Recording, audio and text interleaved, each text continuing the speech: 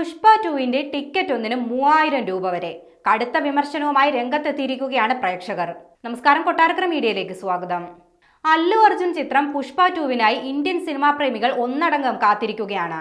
December 5-ാം തീയതി തിയേറ്ററിലെത്തുന്ന സിനിമയുടെ advance booking കണക്കുകളൊക്കെ ഇതിനകം തന്നെ റെക്കോർഡുകളിലേക്ക് എത്തിക്കഴിഞ്ഞു.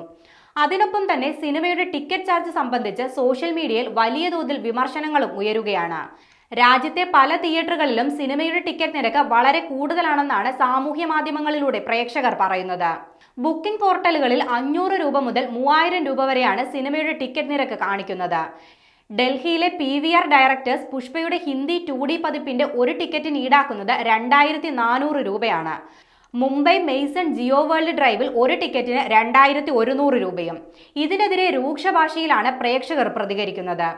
ഇത് അംഗീകരിക്കാൻ കഴിയില്ലെന്നും ആരാധകരെ ചൂഷണം ചെയ്യരുതെന്നും നിർമ്മാതാക്കൾ ഈ തീരുമാനം പുനരാലോചിക്കണമെന്നും പ്രേക്ഷകർ ആവശ്യപ്പെടുന്നുണ്ട്.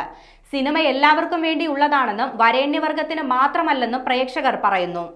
ആദ്യ ദിന കളക്ഷൻ റെക്കോർഡുകൾ ഉണ്ടാക്കുവാനാണോ ഇത്തരത്തിൽ വലിയ തുക ടിക്കറ്റ് നിരക്കായി ഈടാക്കുന്നതെന്നും ഇത് ചൂഷണമാണെന്നുമാണ് പ്രേക്ഷകരുടെ കമന്റുകൾ. അതേസമയം പുഷ്പ 2 ഇതിനകം 50 കോടിയുടെ പ്രീസെയിൽ നേടിയതായി റിപ്പോർട്ടുകളുണ്ട്.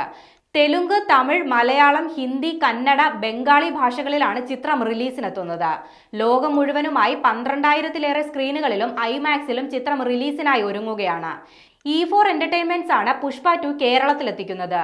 അല്ലു അർജുനും രശ്മിക മന്ദാനയും കേന്ദ്ര കഥാപാത്രങ്ങളെ അവതരിപ്പിക്കുന്ന ചിത്രത്തിൽ ഫഹദ് ഫാസിൽ, സുനിൽ, അനസൂയ ഭരദ്വാജ് തുടങ്ങിയവരാണ് മറ്റ് പ്രധാനപ്പെട്ട കഥാപാത്രങ്ങളെ അവതരിപ്പിക്കുന്നത്.